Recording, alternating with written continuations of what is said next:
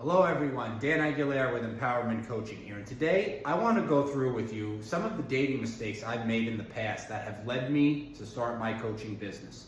And the reason I want to go over this today is because I've had so many men tell me stories about how they go out on a really great date, they think the woman is really into them, they're just head over heels infatuated with her, and then when they ask her out again, she drops the bomb. Meaning she says something to the effect of, I had a really nice time with you and I think you're a really great guy, but I'm just not feeling a strong enough connection to see you again. I know these words can be very hard to hear and they can stir up a lot of negative emotions and self-talk.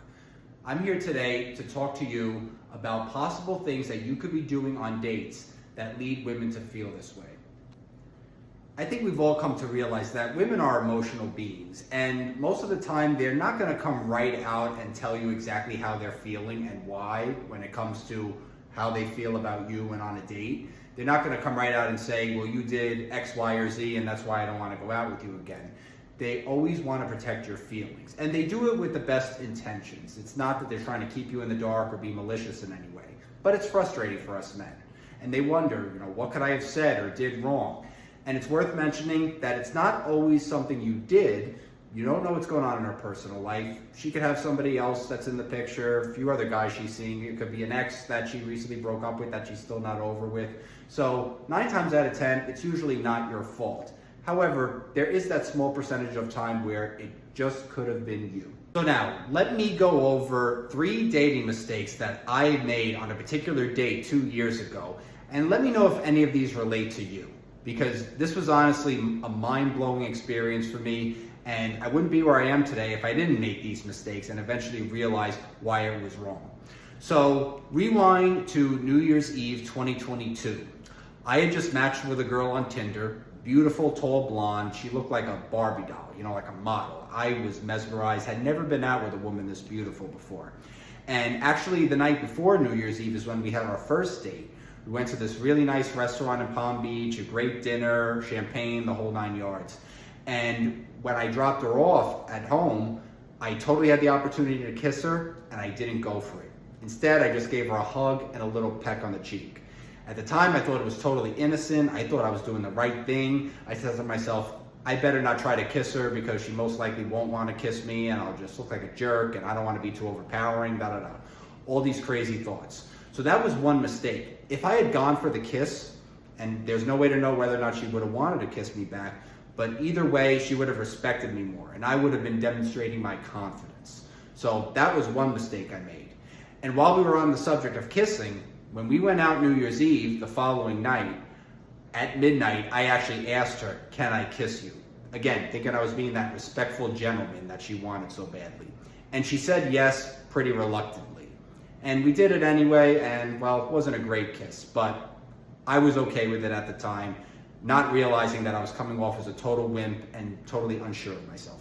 The next mistake I made was asking her where she wanted to go on both occasions. I asked her, what restaurants in town do you like? What bars do you like? Where do you like to go? I actually thought that women liked that at that time. I thought that women, wanted to make decisions and they wanted to feel comfortable wherever they were. So I was so afraid of being bold and taking the lead. And while I didn't realize it, I think she was a bit annoyed by that. Now thinking back to it, I realized as men, if you're going to invite a woman on a date, you have to have a plan. You have to have a date, a time, a location. Set the plan, and if one of those things don't work for her, she will respond and say, oh, I don't like that restaurant, or, oh, I had a bad experience there, I don't want to go there. Or she'll say, I'm busy tonight, but can we do another night? Guys tend to be so specific with plans and ask her if she's okay with it. You're better off letting her decide whether or not she wants to follow or not. You don't want to ask too many questions because it makes it sound like you're trying to cater to her every need and you're trying to be, her servant, so to speak.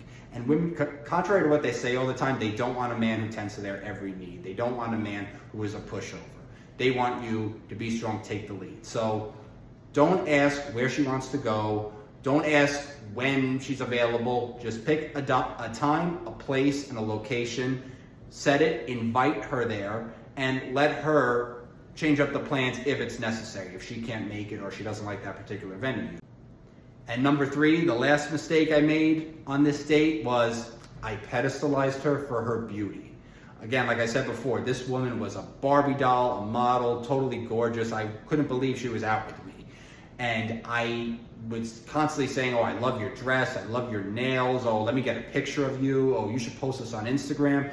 I really just drowned her with compliments, and it was purely out of nervousness. It wasn't that I just felt I had to do it. It was purely because I was running out of things to say at a certain time, and I just said, you know what, I can't compliment her enough. Women like to be complimented, and so I just really laid it on thick. And by the time I realized it, it was too late. When I texted her and asked her out again, she gave me a wishy-washy response like, oh, I'm not available next week, but I'll let you know next time I'm available. Hopefully see you again soon. A very vague response. So I took that to mean, not very interested. And for the first time in my life, I didn't chase her down. I just let it go after that. So that's when I started to reinvent myself. And that's how I started boosting my confidence, and that's how I started to understand women better. So that was my experience. I hope you found these tips helpful. Please leave some comments below. Let me know what your thoughts are based on what I've said today. And if you'd like to learn more about my business and to see if it's a good fit for you, please reach out to the email down in the description, and I'd love to set up a time to chat. Thanks for joining me today, and I'll see you next time.